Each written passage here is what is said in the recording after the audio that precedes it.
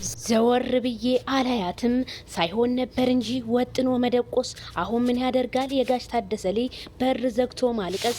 ሰበር ዜና። ሰላም ጤና ይስጥልኝ ውድና የተከበራችሁ አድማጭ ተመልካቾቼ በመላው ዓለም ላይ ለምትገኙ ሰላማችሁ ይብዛ እያልኩኝ እንግዲህ ብዙዎቹን ያስከፋው የአብርሃም ታደሰ ንግግር ዘወር ብዬ አላያትም፣ በጣም ታምሜያለሁ፣ በጣም ተከፍቻለሁኝ የሚል መልእክት ከመግቢያው ላይ እንደሰማችሁት ነው። አዎ እኛም አፍረንብሃል፣ እንዴት ዘወር ብዬ አላያትም ትላለህ? ምክንያቱም መቼም ይሄ ሪካርድ አይጠፋምና የብዙዎቹ እህቶቻችን ልብ ቢሰበርም ዛሬ ግን የሩታ ስም ነገም ዛሬም ገናና ነው ስል አስረግጬ እነግርሃለሁኝ። ምክንያቱም ትናንትና አብራችሁ ስትጨፍር የነበረችው አቶ ጽጌ አብይ አህመድን የመሰለ እንደው ወይኔ እናቴ አብይ አህመድን የመሰለ ያደነጋገረ ፍቅረኛ ይዛ መታ ዳንኤልን አልፈልግህም እንግዲህ ለሰርጌ ጠርቻለሁ ስትል ዳንኤል ደግሞ ያዙ ይልቀቁኝ ማለቱን ከማጠሩ መወጠሩ።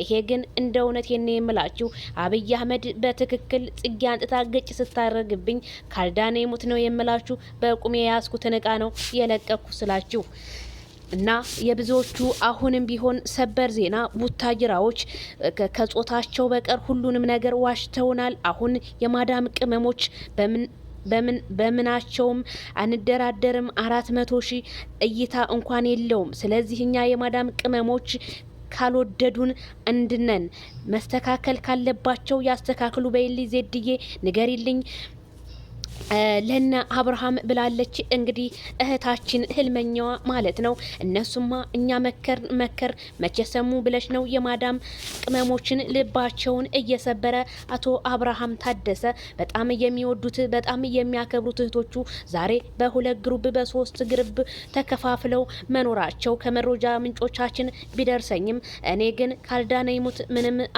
አልልም ነው የምላችሁ።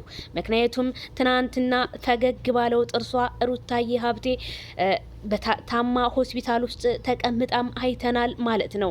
ሩታዬ ተውኝ አትነካኩኝ ልረፍበት ነው ያለችው። ስለዚህ ትረፍ። አብርሃም አንተም ታምም ያለሁ አልክ። እንግዲህ ወይ አጥሚት ወይ የሆነ ነገር ይዘንልህ እንጣ። ነገሩን ምን ይዘንልህ እንመጣለን? ኑሮ ተወዷል ስል በአሁን ሰዓት ራስን ካልቻሉ አይወድም ዘመድ የሚባለው ነገር አባባል አለ ስላችሁ። ስለዚህ አብርሃም ታደሰ እኔ ካልዳኔ ሙት ነው የምላችሁ። እውነቴን ነው። ነገ እግሯ ላይ ወርቀህ ይዘህ ካልመጣ ዛሬ እግሯ ላይ ወርቀህ ስመህ ካልመጣ እኔ እንጃ ምን እንደሚሰማን። እኔ በጣም ከባድ ነው። የአብርሃም ስም ጠፋ፣ የአብርሃም ስም ተሰደበ ለምትሉት አብርሃም አነጋገርክን አስተካክል ነው የምልህ። ሲጀመር ለነኮቻ ቡታጅራዎች ለነሱ ደግሞ አይዟችሁ አትጨነቁ ከሰው አትጣሉ ትላለ። እኛማ ከሰው የተጣላ ነው ውጭ ሀገር ያለ ነው እንጂ ቡታጅራማ ያሉት ሰዎች ድራማ እየሰሩብንና እንዲሁም ሩታ ያለችበት ቦታ አለመታወቁ የብዙዎቻችን ልባችን ቢሰበርም እስኪ ጊዜ ለኩልኩም ይላል ትግራይ። ለማንኛውም በኋላ እንገናኝ። ባይ ባይ።